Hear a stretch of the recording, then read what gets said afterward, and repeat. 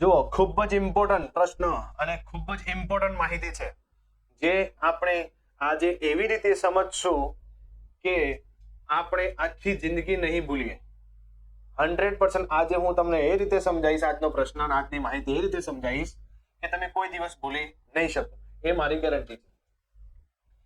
સૌથી પહેલા મેં તમને આપણો જે 9મા નંબરનું પ્રકરણ ચાલુ થયું ત્યાં જ હું બોલ્યો હતો કે 30 દિવસનો એક મહિનો થાય. 30 દિવસ ભેગા થાય એટલે એક મહિનો થાય. મહિનાને માસ પણ કહેવાય, બરાબર. એના પછી 12 મહિનાનું એક વર્ષ થાય. 12 મહિના ભેગા કરીએ એટલે એને એક વર્ષ કહેવાય. આ પણ હું તમને કીધું. હવે એના પછી વિક્રમ સંવત. વિક્રમ સંવત એટલે ગુજરાતી મહિના, ગુજરાતી વર્ષ, બરાબર. કે ઈસવીસન. ઈસવીસન કોને કહેવાય? તો ઈસવીસન અંગ્રેજી મહિનાને કહેવાય. અંગ્રેજી મહિના, અંગ્રેજી વર્ષને ઈસવીસન કહેવાય. પ્રમાણે એક વર્ષના કુલ 12 મહિના છે. તો આમ 12 મહિના ભેગા થાય એટલે એક વર્ષ થાય. હવે આપણે બે ચિત્રો આપેલા છે, ગુજરાતી મહિના અને અંગ્રેજી મહિના. એના પરથી આપણે આખું સમજીએ. સૌથી પહેલા આપણે વિક્રમ સંવત વિશે જાણીએ. તો વિક્રમ સંવત વિશે જાણીએ. એમાં સૌથી પહેલો મહિનો છે કારતક મહિનો. કારતક પછી બીજો મહિનો માગશર, ત્રીજો મહિનો પોષ, ચોથો મહિનો મહા, પાંચમો ફાગણ, છઠ્ઠો ચૈત્ર, સાતમો વૈશાખ, આઠમો જેઠ, નવમો અષાઢ, 10મો શ્રાવણ, 11મો ભાદરવો અને 12મો આસો. તો આ 12 મહિના ભેગા કરીએ એટલે એક વિક્રમ સંવત વર્ષ બને.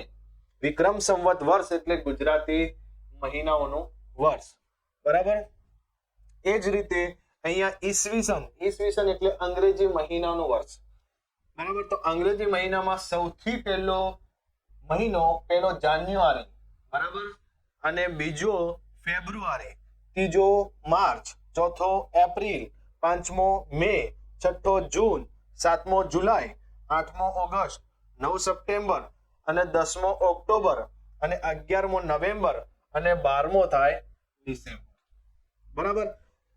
તો આ 12 મહિનાઓ ભેગા કરીએ એટલે એક વર્ષ થાય. અને આ જે મહિનાઓ છે અંગ્રેજી મહિના અને આ મહિનાઓ જે છે એ ગુજરાતી મહિના. જો જાન્યુઆરી, ફેબ્રુઆરી, માર્ચ, એપ્રિલ, મે, જૂન, જુલાઈ, ઓગસ્ટ, સપ્ટેમ્બર, ઓક્ટોબર, નવેમ્બર અને ડિસેમ્બર. હવે આપણે આ મહિનાઓમાં કેટલા દિવસ હોય છે એ સમજી લઈએ, બરાબર. આમ જનરલી કોઈ તમને એમ પૂછે કે એક મહિનામાં કેટલા દિવસ, તો તમારો જવાબ એક જ હોવો જોઈએ, 30 દિવસ, બરાબર. પણ જો કોઈ એમ કે મહિનાનું નામ લઈને બોલે કે જાન્યુઆરીના કેટલા દિવસ, તો તમારે 30 દિવસ કહેવા નહીં. ફેબ્રુઆરી કહે તો 30 દિવસ કહેવાના નહીં. જો મહિનાનું નામ લઈને બોલે તો આજે માહિતીના આધારે હું તમને દિવસો તમને સમજાવી લઉં, તમારે યાદ કરી લેવાના છે. યાદ પણ કરી લેવાના છે અને નોટમાં પણ લખી દેવાના છે, બરાબર. ચલો, જાન્યુઆરીમાં કેટલા દિવસ હોય? 31 દિવસ. હું હમણાં પછી આ સમજાવ્યા પછી તમને શોર્ટકટ સમજાવીશું. ફેબ્રુઆરીમાં 28 પણ હોય છે અને 29 પણ હોય છે, બરાબર. કઈ રીતે 28, 29 હોય છે હું તમને સમજાવું છું.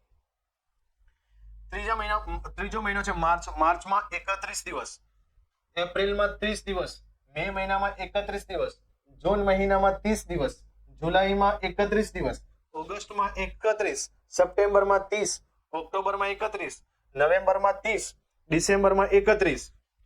તો હવે તમે એમ કહેશો સાહેબ આ તો કોઈમાં 30 છે કોઈમાં 31 છે, કઈ રીતે યાદ રાખવાનું? તો હું તમને આજે એકદમ જોરદાર શોર્ટકટ તમને સમજાવી દઈશ.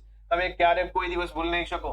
તમારા જોડે લખેલી વસ્તુ, તમારા પાસે નિશાની એવી બતાવી દઈશ કે તમે એને ગણતા તમે કહી દેશો કે 31 દિવસનો મહિનો છે, આ 30 દિવસનો મહિનો છે, બરાબર.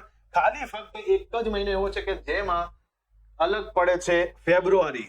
ફેબ્રુઆરી હું તમને સમજાવી લઉં કે 4 વર્ષ સુધી 28 તારીખ હોય અને ચોથું, જેવી રીતે કે પહેલું વર્ષ, બીજું અને ત્રીજું ને ચોથું વર્ષ આવે એટલે 29 એક જ વખત, 4 વર્ષે એક વખત 29 દિવસ થાય. બાકી 3 વર્ષ સુધી 28 દિવસ હોય, બરાબર.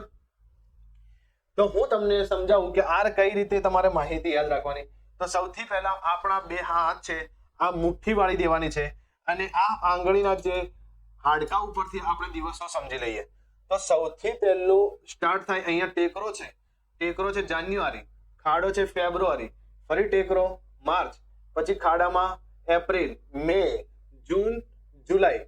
તો ખાડો ટેકરો ખાડો ટેકરો ખાડો ટેકરો ખાડો પછી ટેકરો અને ટેકરા પછી ફરીથી બીજા હાથમાં સ્ટાર્ટ કરીએ તો ફરીથી ટેકરો આવે. અહીંયા ટેકરા પછી ફરી ટેકરો. બરાબર. તો ટેકરો આવે તો તમારે 31 સમજવાનું અને ખાડો આવે તો 30 સમજવાનું. બરાબર. ચલો આપણે સ્ટાર્ટ કરીએ. અહીંયા ઉપર ટેકરો છે જાન્યુઆરી તો 31, ફેબ્રુઆરીમાં તમારે 28 કાં તો 29 ખાલી ફિક્સ કરી લેવાનું છે. બાકી બધા મહિના ખાડામાં 30 દિવસ ગણાશે. માર્ચ 31, એપ્રિલમાં 30, પછી ટેકરો આવ્યો છે. બરાબર. મે માં 31, પછી મે પછી ખાડો આવશે અહીંયા નાની આંગળી પછી. તો કયો? જૂન છઠ્ઠો. બરાબર. પછી જુલાઈમાં ટેકરો આવે છે તો 31 અને આ ટેકરા પછી બીજા હાથનો ટેકરો આવે છે એટલે જુલાઈ ઓગસ્ટ. ટેકરા પછી ટેકરો તો બંને જોડે 31 દિવસ છે. બરાબર. તો આ તમે ભૂલી શકાશે નહીં. તમે ટેકરા પછી ટેકરો એટલે 31 બંને. 7મો ને 8મો 31 દિવસ.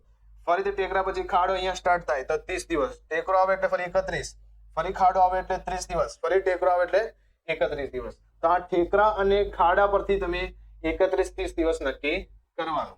બરાબર. ચલો હવે આપણે આગળ જોઈએ.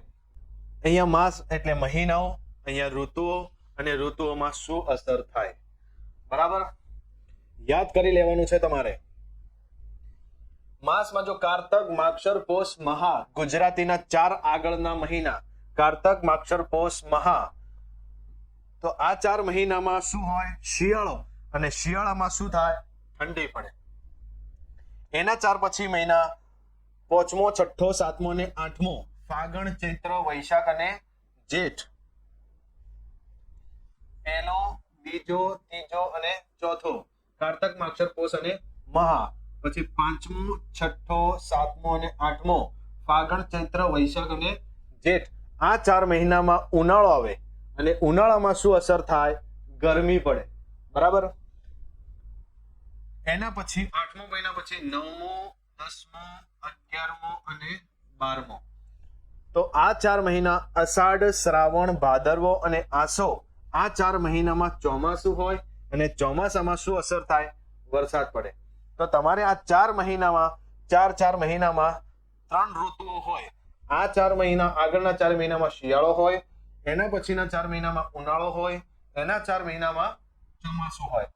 શિયાળામાં શું થાય? ઠંડી પડે, ઉનાળામાં ગરમી પડે અને ચોમાસામાં વરસાદ પડે.